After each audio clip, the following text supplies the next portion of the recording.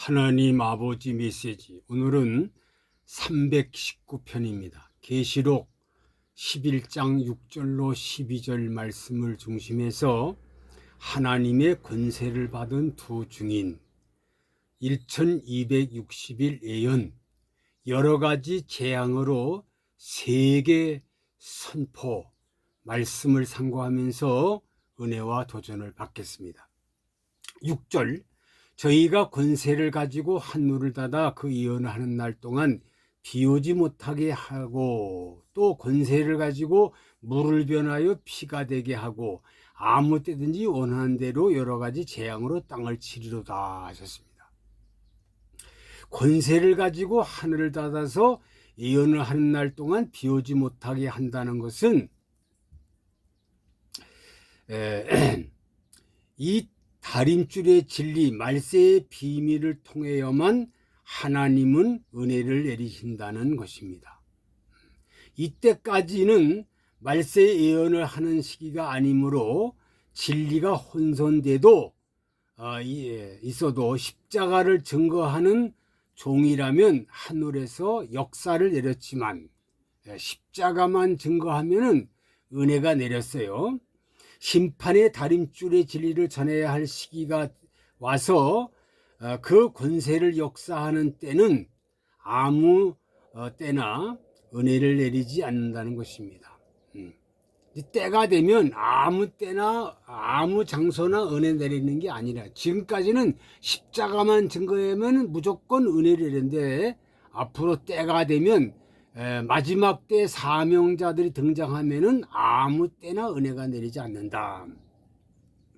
권세를 가지고 물을 변하여 피가 되게 하는 것은 땅을 치는 권세를 줬다는 것입니다. 이것은 이 땅을 심판하는 진노의 날에 남은 자가 되게 하는 진리를 전하는 때이니만큼 모세 때와 같이 그 종을 통하여 이 땅에 재앙을 내린다는 것입니다. 아무 때든지 원하는 대로 여러 가지 재앙으로 땅을 친다는 것은 그 종에게 자유로운 권세를 맡겨 역사하기 때문이라는 겁니다. 이것은 하늘 권세와 땅의 권세를 아울러 맡긴 것은 그 종이 전하는 예언의 말씀이 심판의 다림줄이 되기 때문이라는 것입니다. 아모스 7장 7절로 8절에 보면 심판의 다림줄이라 그렇습니다. 이 심판의 다림줄의 진리를 전하는 데만 하나님이 역사하지, 그렇지 않은 데는 역사하지 않는다. 세밀히 말하자면 그 예언대로 재앙이 오고 새 시대의 축복이 오기 때문입니다. 7절, 저희가 그 증거를 마칠 때에 무적행으로부터 올라오는 짐승이 저희로 더불어 전쟁을 일으켜 저희를 이기고 저희를 죽일 터인즉, 8절, 저희 시체가 큰 성길에 있으리니 그 성은 영적으로 하면 소돔이라고도 하고 애굽이라고도 하니 곧 저희 주께서 십자가에 못 박히신 곳이라 하였습니다. 증거를 마칠 때 무적행으로부터 올라오는 짐승이 전쟁을 일으킨다는 것은 하나님께서 그 종을 통하여 짐승의 정책을 대항해서 싸우는 일을 하기 때문입니다. 거짓 선지자는 짐승의 뒤를 따라가며 그 앞에 굴복하도록 하고 참된 증인은 짐승 앞에 절하면 구원이 없다고 전하기 때문입니다. 하나님은 예언의 말씀을 다 증거한 다음에는 그 역사를 거두시는 동시에 짐승 앞에 쓰러져서 죽은 시체가 되게 하시는 것입니다. 이사야 26장 7절로 8절에 기록되어 있습니다. 그러니까 하나님 말씀을 마지막에 증거하고 그리고 나서는 예수님이 죽었다가 부활한 것처럼 이 증인자들도 일사적으로 쓰러진다는 거죠. 9절, 백성들과 족속과 방언과 나라 중에서 사람들이 그 시체를 사흘발 동안을 목도하게 하며 무덤에 장사하지 못하게 하는도다. 무덤에 장사를 하지 못하게 해요. 왜? 부활하기 때문에. 백성들과 족속과 방언과 나라 중에서 사람들이 그 시체를 3일 반 동안 목도하여 무덤에 장사하지 못하게 한다는 것은 하나님의 모략적으로 그 종을 원수 앞에 죽은 시체와 같이 되게 했지만 장사하지 못하게 한 것은 이들은 변화 성도이기 때문입니다. 변화가 된다는 거죠. 변화가 된다. 10절 이 두 선지자가 땅에 거하는 자들을 괴롭게 한 고로 땅에 거하는 자들이 저희의 죽음을 즐거워하고 기뻐하여 서로 예물을 보내니라 하더라. 이 종들은 선지적인 사명을 다하던 종들이므로 이 땅에 거하는 자들을 괴롭게 하는 재앙으로 치던 자이므로 악당들은 그가 쓰러져 시체가 되어 있을 적에 너무 기뻐서 서로 예물을 보내게 된다 하셨습니다. 1260일 동안 예언을 증거하는 종들이 권세를 받고 막 증거하는데 그 사람들이 이제 쓰러지니까 그 원수들이 좋아서 춤을 추고 서로 예물을 보낸다는 거죠. 악당들이. 11절 3일 반 후에 하나님께로부터 생기가 저희 속에 들어가매 저희가 발로 일어서니 구경하는 자들이 크게 두려워하더라. 3일 반 후에 하나님께로 생기가 그 속에 들어갔다는 것은 하나님께로 완전 영체가 되는 새로운 힘이 그 몸에 들어가서 썩지 않는 몸으로 일어나게 되는 것을 여기서 보여주고 있습니다.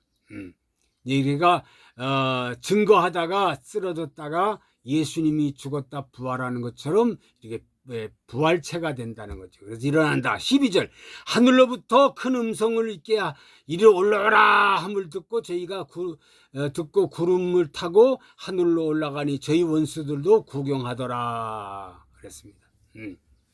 그러니까 이제 주님이 재림하고 들림받는 모습을 보여줍니다.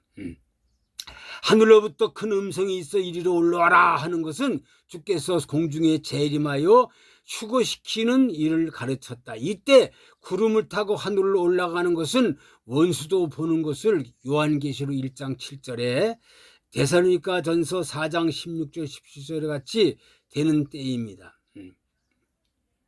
그러니까 주님이 강림하실 때 재림할 때 그리스도 안에서 죽은 자가 먼저 일어나고 17절 살아남은 자도 저희와 함께 공중 주님 영접하게 하신다. 예, 참 놀라운 사실이죠. 그래서 하나님이 인정하는 두 증인, 두 감람나무, 두 촛대, 하늘 군대, 심판의 달인줄을 잡은 마지막 때 사명자들, 이들이 어떻게 역사하느냐. 첫째로 1절 청량하신다. 성전과 제단과 그 안에 경배하는 자들을 청량한다. 청량한다는 거죠. 청량한다. 청량 받은 사람은 하나님 앞에 들림받는 사람이 되고 청량받지 않는 사람은 버림받는 사람이 된다. 두 번째 2절 성도 방마당은 청량하지 말고 그냥 두라. 이것은 이방인에 주었은즉 저희가 42달 동안 짓밟으리라. 성정 방마당은 청량하지 말아라. 그냥 두라는 거예요. 그러니까 성전 안에 경배하는 자는 청량을 하고 인정을 하고 성전 방마당에 있는 사람은 이방인에게 이제 먹히고 만다는 거죠. 대단한. 그러니까 성전 안에 경배하는 자가 얼마나 소중한 사람입니까? 경배하는 사람은 청량을 받는 사람이고 경배하지 않는 사람은 이방에게 짓밟히고 만다. 세 번째 3절 그 두 중인에게 권세를 주린 저희가 굵은 벼슬 입고 1260일을 예언하리라. 1260일을 예언한다는 거죠. 권세를 주므로. 그러니까 이 예언할 때 마지막 예언자들은요 권세를 받지 않고는 일할 수가 없어요. 초대교회 때 초대교인들이나 예수님 제자들이 성령의 은혜를 받지 않을 때는요 다 쫄장부가 됐지만 성령의 은사를 받고 나서부터는 목숨 걸고 증거하듯이 마지막 때의 사명자들도 권세가 임하지 않으면 안 된다는 거죠. 권세가 임해야 마지막에 사명을 감당할 수 있다. 네 번째, 4절로 5절, 두 증인, 두 감람나무, 두 촛대, 하늘 군대 헤아리 하면 반드시 죽임을 당한다. 만약에 이 사명자들을 함부로 건드리면 하나님이 그냥 두지 않는다는 거죠. 하나님이 그냥 두질 않는다는 거예요. 이 두 증인, 두 감람나무, 두 촛대, 하늘 군대, 이 사명자들을 함부로 건드리면 안 된다는 거죠. 다섯 번째, 6절, 권세받은 두 증인 아무 때인지 원하는 대로 여러 가지 재앙으로 땅을 친다. 그러니까 이 권세받은 두 증인, 마지막 사명자들은요, 여러 가지 권세를 받아서 사명을 감당한다는 거예요. 권세받지 않고는 이 마지막에 사명을 감당할 수가 없어요. 그래서 권세를 받아야 한다. 예? 권세. 그래서 요엘서 2장 28절 보니까 만민에게 성령을 부어준다. 만민에게, 이 전 세계 만민의 성령을 부어주다 해서 성령의 부음받은 사람을 통해서 전 세계의 땅끝까지 복음 증거하고 십자가 복음을, 그리고 이제 29절, 요에서 2장 29절 보니까 남종과 여종에게 신을 부어준다. 이것은 마지막 사명자에게는요, 권세를 부어준다. 권세. 예. 이런 은사가 아니에요. 권세. 아무 때든지 땅을 치고 나가는 그 권세 역사가 임한다. 다섯 번째, 1급 7절로 8절, 두 증인 증거를 마칠 때 예수님이 십자가에 죽은 것 같이 죽는다. 저 두 증인이 증거하고 증거를 마칠 때에 예수님이 돌아가신 것처럼 두 증인도 3일 반 동안 쓰러집니다. 그래서 장사하지 않다가 다시 하나님이 생기를 집어넣어서 이제 완전히 부활체가 돼. 예수님이 부활한 것처럼 부활체가 돼가지고 이제 들림 받는 거예요. 그래서 전 3년 반 끝나기 직전에 5개월 환란이 있는데 그때에 이제 예수님의 이렇게 권세받은 자 증거한 사람들이 이제 들림을 받는 거예요. 들림 받는다.